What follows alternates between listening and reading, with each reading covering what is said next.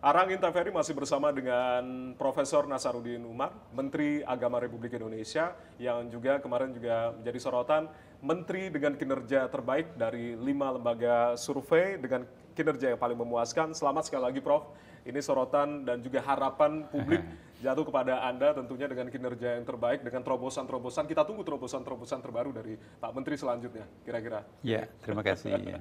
Baik. Jadi saya kira itu berkat kerjasama kita semuanya dengan berangkat dari sebuah niat yang tulus. Kami juga nggak pernah sadar kalau dinilai seperti itu ya. Pada perasaan kami belum berkeringat loh, belum berlari baru 100 hari ya. Tapi alhamdulillah penilaian masyarakat dari 5 lembaga survei itu. Ya. Nah, tapi poin kita ke depan ini ya kembali melanjutkan ya bahwa tantangan kita ke depan itu adalah bagaimana bangsa yang besar ini kita daya gunakan sehingga punya competitiveness yang luar biasa berhadapan dengan negara-negara yang besar. Bagaimana bertransformasi menjadi negara berkembang menjadi negara maju, tentu ini diperlukan energi yang besar. Nah, menghimpun energi yang besar itu kan tidak mungkin hanya energi laki-laki, tapi potensi perempuan juga lebih dari separuh. Penduduk potensialnya itu harus diberdayakan. Maka itu kesetaraan gender juga harus ada. Nah, kita kembali lagi ya bahwa bulan suci Ramadan ini adalah bulan yang mengajak kita itu untuk melakukan introspeksi dan retrospeksi. Melakukan evaluasi apa yang kurang di masa lampau. Mungkin kita over di dalam berperilaku sehingga kita perlu melakukan penurunan energi yang over tadi sehingga akhlakul karimahnya itu kan muncul kan. Ke dalam Islam itu kan segala sesuatu yang berlebihan itu nggak bagus. Even itu beragama pun kalau berlebihan itu juga namanya al-ghulu. Ada ayatnya kan qul ya kitab la taqulu ala dinikum, jangan melakukan sesuatu yang berlebihan dalam beribadah ya kan. Jadi ibadah yang berlebihan pun juga nggak bagus. Apapun yang berlebihan tidak bagus. Jadi khairul umuri awsatuha, kalau yang paling bagus itu adalah tengah tapi konsisten. Ya. Baik. Prof, berbicara terkait dengan sorotan tidak hanya Anda sebagai menteri dengan kinerja terbaik, begitu rilis dari 5 lembaga survei, tapi yang kemarin juga menjadi sorotan publik adalah ketika momen keakraban dari Prof Nasaruddin bersama dengan Sri Paus, begitu pada saat spontan Prof mencium zidat dari Sri Paus, begitu. Apa yang kemudian digambarkan pada saat Prof Nasaruddin mencium jidat Sri Paus, lalu kemudian dibalas dengan mencium tangan dari Prof Nasaruddin, begitu. Pesan apa yang kemudian akan ingin disampaikan pada saat itu, Prof? Itu sebuah spontanitas ya. Spontanitas? Ya, karena begitu saya jemput, jabat tangan. Ya, bahasa Inggris nggak nyambung. Oh, oke. Nggak direspon, terpaksa pakai penerjemah. Saya dapat bisikan, Pak itu pernah hidup lama di Timur Tengah. Saya coba bahasa Arab, respon. Oh, jadi justru komunikasi menggunakan bahasa Arab? Bahasa Arab. Wah. Kata translatornya, kalau begitu saya nggak usah terjemahkan. Ya udah, nyambungkan. Tangan saya nggak bisa dilepaskan, jadi terjadi keakraban. Ya. Hanya kita sampai ke suatu tempat itu untuk foto session itu. Saya lihat kepalanya, persis kepalanya bapak saya itu botak juga kan. Bapak saya itu kan guru SD untuk satu sekolah. Jadi satu orang mengajar lebih 100 orang di satu ruangan, dalam satu sekolah. Karena waktu itu kan perang ya, masa transisi antara peperangan antara DITI dengan tentara pada waktu itu. Jadi guru-guru luar itu nggak bisa masuk di desa saya ya, karena takut mati lah. Bapak saya nekat aja itu karena memang orang setempat. Nah, jadi bayangkan dari pagi mengajar kelas 1, 2, 3, 4, 5, 6, dia juga memperbaiki sekolah yang rusak. Kayak tukang cukur lah gitu kan. Nah, jadi bapak saya mewakafkan hidupnya untuk pendidikan. Ya, sama dengan Paus ya. Paus juga rela mengorbankan kepentingan pribadinya. Kan Paus nggak boleh kawin kan. Tapi demi untuk kemanusiaan. Jadi apa bedanya dengan bapak saya? Spontanitas saya cium jidatnya, kepalanya. Dia cium tangan saya kan. Jadi refleksinya spontanitas ya. Saya tidak melihat itu agamanya apa, tapi ini adalah manusia. Bagi saya siapapun punya jasa kemanusiaan itu perlu kita berikan apresiasi. Dan itu perintah Rasulullah ya kan. Walaqad karamna bani Adam. Ayat malah ayatnya. Dan pada waktu itu saya nggak sadar kalau itu menjadi photo of the years. Jadi foto yang terbaik tahun 2024 itu adalah foto ini. Di lukisan ini yang sempat dilukiskan begitu ya. Jadi dunia menyoroti juga, Prof. Ya, saya diundang ke United Nations PBB di New York ya kan. Kemudian diminta untuk memberikan apa ya semacam konsultasi lah dengan masjid-masjid yang dia ada di Amerika Latin. Kan di sana kan banyak imigran Muslim dari Timur Tengah hijrah ke Amerika Latin, mereka membangun masjid. UN itu minta supaya Istiqlal itu menjadi masjid model gitu kan. Dia memompahkan semangat kebersamaan, toleransi antar umat beragama. Jadi mereka ingin supaya masjid-masjid yang ada di dunia ini juga bisa menjadikan Israel sebagai model ya kan. Kemudian juga diminta ke Afrika. Dan saya bangga betul-betul sebagai warga bangsa Indonesia, masjidnya dijadikan semacam model. Dan tahun yang sama juga kita mendapatkan award, international award dari World Bank, namanya AIDS, masjid yang paling efisien, efektif, paling hijau, paling cantik, mengalahkan semua rumah-rumah ibadah yang ada. Tahun-tahun sebelumnya kan gedung pencakar langit selalu memenangkan kan, di Dubai, di Prancis, di Amerika. Ini baru kali ini ada bangunan ibadah yang dapat. Rumah ibadah yang dapat begitu, Prof. Ya? Dan Istiqlal. Istiqlal, luar biasa. Kita dapat apa yang dinilai bahwa Istiqlal ini kan tidak ada satu tetes air wudhu. 75 juta air wudhu dipakai satu bulan, tidak ada jatuh ke got, tapi itu langsung ditampung di dalam satu bak besar, direcycle, langsung bisa diminum.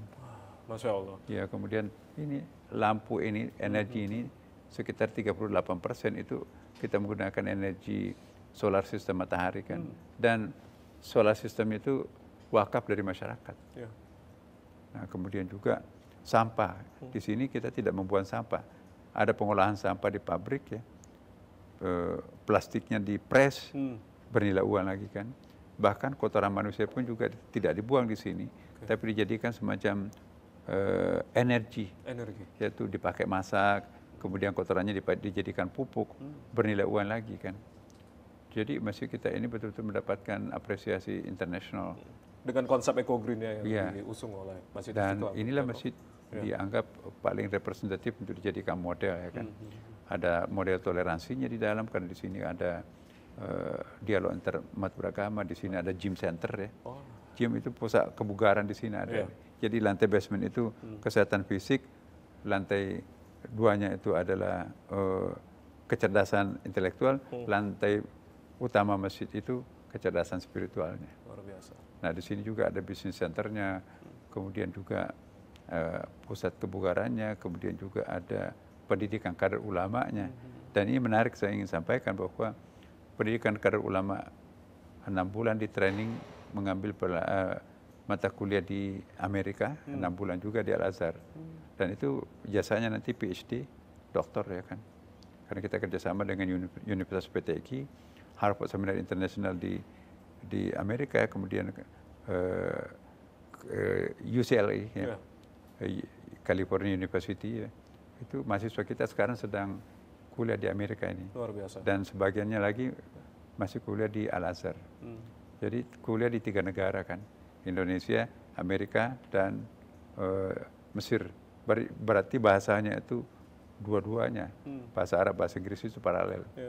Nah, ini belum selesai, ditawar untuk menjadi imam di Amerika, imam di Korea Selatan, imam Jepang. Luar biasa. Kaderisasi terkait dengan calon-calon imam ini ya, Prof ya. Baik. Kita berbicara lagi, Prof, terkait dengan kehidupan sosial begitu. Nah, Prof Nasaruddin sempat menyatakan bahwasanya potensi dari zakat umat Islam di Indonesia ini mencapai 320 triliun rupiah. Nah, ini baru didapat sekitar 41 triliun, Prof, dan dapat mengentaskan kemiskinan ekstrim. Bagaimana kemudian ini bisa dijelaskan, Prof, terkait dengan potensi zakat kita yang sangat luar biasa sebetulnya? Iya, zakat yang dikumpulkan Basnas itu baru 41 triliun, seharusnya 320 triliun.